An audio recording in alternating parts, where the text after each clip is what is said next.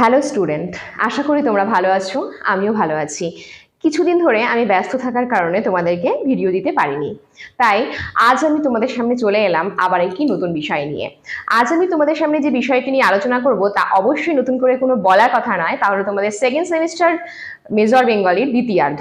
প্রথমার্ধ আমরা ইতিমধ্যেই পুরোপুরি শেষ করে ফেলেছি, আর আজ থেকে শুরু হবে তোমাদের দ্বিতীয়ার্ধ। দেখো, তোমাদের সিলেবাসের মধ্যে দ্বিতীয়ার্ধতে একেবারে প্রথমেই যে বিষয়টা আছে সেটা হচ্ছে গদ্য প্রবন্ধ আছে। ঠিক আছে, গদ্য প্রবন্ধে আমাদেরকে দুজনকে চিনতে হবে। একজন হচ্ছে আমি যার সম্বন্ধে তোমাদের সামনে আজকে আলোচনা করব তা হলো প্রমথ চৌধুরী, আর আরেকজন হচ্ছে বুদ্ধদেব বসু। দেখো, আমাদের অনলাইন ক্লাস কিন্তু অনেকদিন হলো শুরু হয়ে গেছে। আমি আবার আরেকবার তোমাদের সামনে সেটা বলছি যে এখনো যারা ভাবছো যে আমাদের সাথে যোগাযোগ করবে, এখনো অবধি যোগাযোগ করনি, তাদেরকে খুব তাড়াতাড়ি বলবো তোমরা যোগাযোগ করো। আমাদের যোগাযোগ যে নাম্বার, সেই নাম্বারও তোমাদেরকে দিয়ে দিচ্ছি। সেই নাম্বার হচ্ছে 6295916282 7076398606। এই নাম্বারে তোমরা খুব তাড়াতাড়ি যোগাযোগ করো। আমাদের অনলাইন ক্লাস কিন্তু একেবারেই শুরু হয়ে গেছে এবং আমরা একেবারে খুব তাড়াতাড়ি কিন্তু প্রথমার্ধ শেষ করে ফেলেছি এবং দ্বিতীয়ার্ধে আজকে প্রবেশ করলাম। আমাদের কোর্স ফিটা একবার বলে রাখি, যেটা না বললেই নয়। আমাদের কোর্স ফি মাত্র 999 টাকা এবং তোমাদের কোর্সটি 6 মাসের মধ্যে সম্পূর্ণ সিলেবাসের দায়িত্ব আমাদের এবং সমস্ত নোট যা কিছু সাজেশন রয়েছে সবকিছুই তোমাদেরকে দেয়া হবে। তাই চিন্তা না করে খুব তাড়াতাড়ি আমাদের সঙ্গে যোগাযোগ করো। দেখো, আজ আমি তোমাদের সামনে আধুনিক যুগের গদ্য প্রবন্ধ থেকে যাকে নিয়ে আলোচনা করব তিনি হলেন প্রমথ চৌধুরী। প্রমথ চৌধুরী তিনি আমাদের গদ্য রীতিতে তার যে অবদান রয়েছে, তার যে গদ্যগুলো রয়েছে, যে প্রবন্ধগুলো রয়েছে, গদ্য প্রবন্ধ, সেগুলো এক এক করে তোমাদের সামনে আমি আলোচনা করব এবং তার বিশেষ বিশেষ কিছু রচনাও তোমাদের সামনে আজ আমি তুলে ধরবো। তার আগে একটু বলে রাখি, প্রমথ চৌধুরী কিন্তু আমাদের গদ্য প্রবন্ধে বিশেষ একটা খ্যাতি অর্জন করেছেন। গদ্য প্রবন্ধে তার যে সময়কাল সেটা আগে বলিনি, নাম তার গদ্য প্রবন্ধগুলো আলোচনা করার আগে তার সময়কালটা নিয়ে একটু বলি।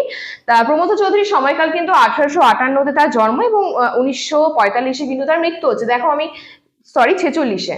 তো দেখো, আমি এখানে লিখে দিয়েছি সময়কালটা 1858 থেকে 1946, এই হচ্ছে তার সময়সীমা। তার গদ্যরীতি দেখে রবীন্দ্রনাথ ঠাকুর একটা মন্তব্য করেছিলেন, সেটা হচ্ছে ইস্পাতের ছুরি বলেছিলেন তার গদ্য প্রবন্ধকে। এটা মনে রাখবে, অনেক সময় শর্ট কোশ্চেনে আসতে পারে যে প্রমথ চৌধুরীর গদ্যরীতিকে বা গদ্য প্রবন্ধকে কে ইস্পাতের ছুরি বলেছে, তাহলে উত্তর হবে রবীন্দ্রনাথ ঠাকুর। দেখো, এছাড়াও আমরা আরেকটা বিষয় না জানলেই নয় যে প্রমথ চৌধুরীর ছদ্মনাম। আমাদেরকে বিষয়গুলো জানতে হয়, ঠিক আছে, অনেক বিষয় আছে যেগুলো জানতে হয়। তো আমি এটাও বলে রাখছি পাশাপাশি তোমাদের সুবিধের জন্য। তাহলেও তার ছদ্মনাম হলো বীরবল। ঠিক আছে, বীরবল হলো প্রমথ চৌধুরীর ছদ্মনাম। এবং আমরা দেখতে পাই তার বেশিরভাগ অনেক এরকম রয়েছে তার গ্রন্থ, যেগুলি কিন্তু আমরা দেখতে পাই বীরবলী রীতি। ঠিক আছে, বীরবলী রীতিতে সেগুলো বলা হয় যে বীরবলী রীতিতে লিখেছেন তিনি। তাহলে বীরবল ছদ্মনামে যেগুলো লিখেছেন সেগুলোতে কিন্তু বীরবল নাম এবং বীরবল যে রীতি সেটা কিন্তু তিনি পুরোপুরি ভাবে আয়ত্ত করেছেন এবং তার লেখার মধ্যে যে একটা বীরবলী রীতির ছাপ রয়েছে তাও স্পষ্ট বোঝা যায়। দেখো, বীরবল ছদ্মনামের পর তিনি সনেট পঞ্চাশত নামে একটা লিখেছিলেন গদ্য প্রবন্ধ। ঠিক আছে, 1902-এ সম্ভবত 1902-এ কিন্তু তিনি বীরবল ছদ্মনামে লেখা শুরু করছেন এবং ধীরে ধীরে আমরা পেয়ে যাচ্ছি তার প্রচুর প্রচুর প্রবন্ধ। তাই এক এক করে তোমাদের সামনে আমি আলোচনা করব। খুব সুন্দর সুন্দর প্রবন্ধ রয়েছে তার প্রথম যে প্রবন্ধটা নিয়ে আজ আমি তোমাদেরকে বলছি সেই সাল, সেটা হচ্ছে 1906 সাল।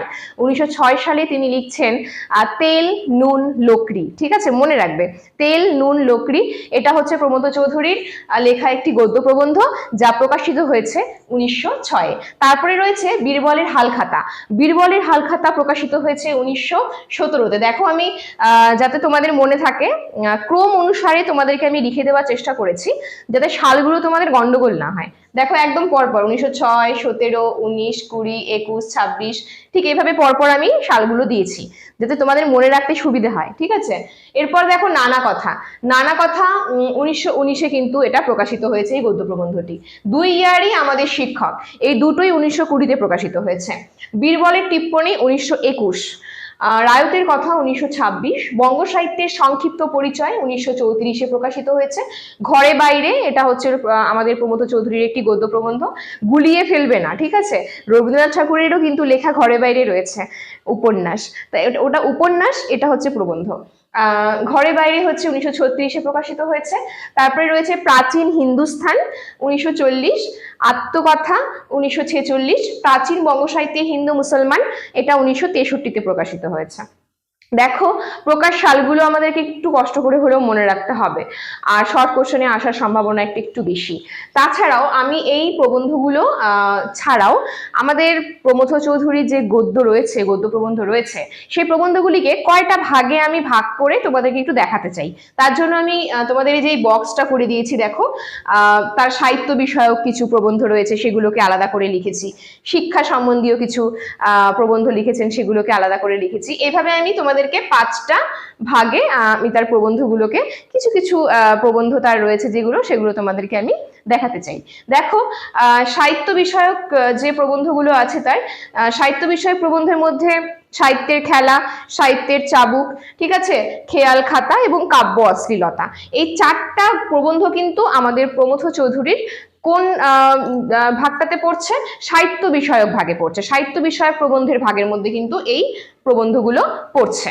এরপর দেখো, শিক্ষা সম্বন্ধীয়, শিক্ষা বিষয়ক প্রবন্ধ তিনি কি কি লিখেছেন? প্রমথ চৌধুরীর শিক্ষা বিষয়ক প্রবন্ধগুলোর মধ্যে আছে আমাদের শিক্ষা, বই পড়া, বাংলার ভবিষ্যৎ এবং শিক্ষার মতো আদর্শ। মনে রাখবে এগুলো খুব ভালো মতো। এরপরে দেখো, সমালোচনা বিষয়ক, আমাদের প্রমথ চৌধুরীর সমালোচনা বিষয়ক যে প্রবন্ধগুলো আছে, সেগুলো হলো ভারতচন্দ্র, জয়দেব আর চিত্রাঙ্গদা, ঠিক আছে।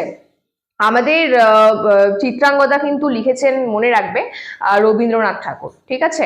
টমসন সাহেব সমালোচনা করেছিলেন রবীন্দ্রনাথ ঠাকুরের এই চিত্রাঙ্গদার, সেই সূত্রে তিনি আমাদেরকে কিন্তু এই চিত্রাঙ্গদা যে গদ্য প্রবন্ধটি রয়েছে, সেটা লিখেছেন আমাদের প্রমথ চৌধুরী, ঠিক আছে। সেই টমসন সাহেবের যে সমালোচনা, সেই সমালোচনারই উত্তরে ধরে রাখো আমাদের এই চিত্রাঙ্গদাটা লেখা হয়েছে।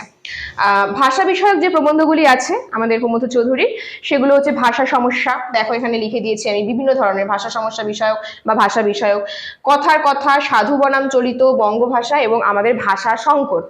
খুব ভালো মতো মনে রাখবে, মাত্র 4টা, একটা হচ্ছে কথার কথা, আর একটা সাধু বনাম চলিত ভাষা, একটা বঙ্গভাষা এবং আরেকটি হচ্ছে আমাদের ভাষা সংকট, ভাষা বিষয়ক প্রবন্ধ।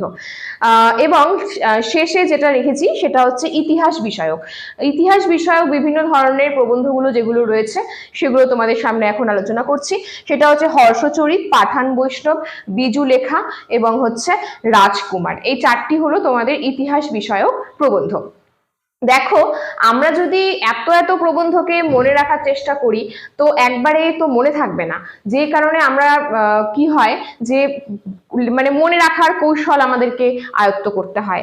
ঠিক সেই জন্যই আমরা যদি এইভাবে পড়ি যে সাহিত্য বিষয়ক প্রবন্ধগুলি কোনগুলো আছে, শিক্ষা সম্বন্ধীয় বিষয়ক কোনগুলি রয়েছে, সমালোচনামূলক কোনগুলো, ইতিহাস বিষয়ক কোনগুলো রয়েছে, ভাষা সমস্যা বা ভাষা কেন্দ্রিক যেগুলো প্রমথ চৌধুরীর প্রবন্ধ রয়েছে সেগুলো কি, এগুলো এভাবে কিন্তু মনে রাখা যায়। এবং আরেকটা জিনিস এখানে আমি তোমাদেরকে লিখে দিইনি বা আমি তোমাদেরকে বলিনি, সেটা বলে দিই। আমাদের সমাজ নিয়ে যে লেখা, সমাজনীতি বিষয়ক, ঠিক আছে, প্রমথ চৌধুরীর লেখা যে প্রবন্ধগুলো, সেগুলো এর মধ্যেই রয়েছে, সেজন্য আমি আলাদা করে আর বলিনি। এর মধ্যেই যেগুলো সমাজ রাষ্ট্রনীতি বিষয়ক, সমাজ বা রাষ্ট্রনীতি বিষয়ক প্রবন্ধ আছে আমি বলে দিচ্ছি। তেল নুন লোকড়ি, রায়তের কথা এবং হচ্ছে ঘরে বাইরে, ঠিক আছে। তেল নুন লোকড়ি, রায়তের কথা এবং ঘরে বাইরে, এই 3টি হচ্ছে প্রমথ চৌধুরীর সমাজ বা রাষ্ট্রনীতি বিষয়ক প্রবন্ধ।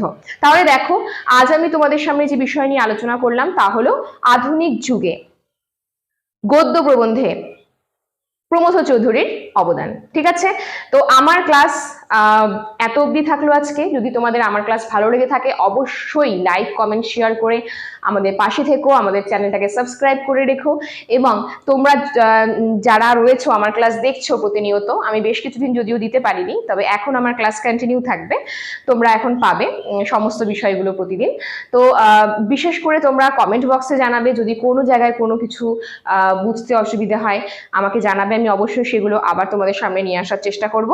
এবং তোমাদের কমেন্ট, একটা লাইক, একটা কমেন্ট, শেয়ার, সাবস্ক্রাইব চ্যানেল করে রেখে আমাদের পাশে থাকা, এই যে জিনিসগুলো আমাদের কিন্তু আমাদের কাজগুলো করতে প্রেরণা দেয়, ঠিক আছে, প্রেরণা যোগায়।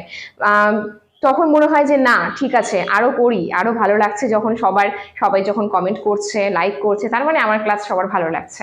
একটা ইতিবাচক একটা ধরতে গেলে যে একটা যে প্রভাব, সেটা দেখতে পাই যে না ঠিক আছে, মোটামুটি রেসপন্স ভালো আছে, মানে আমি পারছি, আমার দ্বারা হচ্ছে, এই জিনিসটা কিন্তু আমাদের মধ্যে কাজ করে।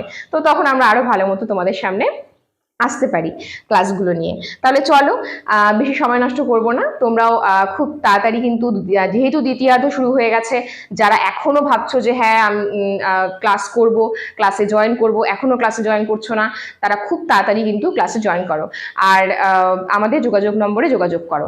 এবং দেখো, শুধু যে আমি আমার বাংলা সাবজেক্ট নিয়ে বলছি তা নয়, আমাদের কাছে তোমরা পেয়ে যাবে তোমাদের যা মেজর সাবজেক্ট রয়েছে, মেজর মাইনর সমস্ত বিষয়ের জন্য কিন্তু আমাদের দিক থেকে তোমাদেরকে সমস্ত সুবিধা কিন্তু দান করা হচ্ছে, ঠিক আছে, তোমরা যোগাযোগ করো শুধু, ঠিক আছে।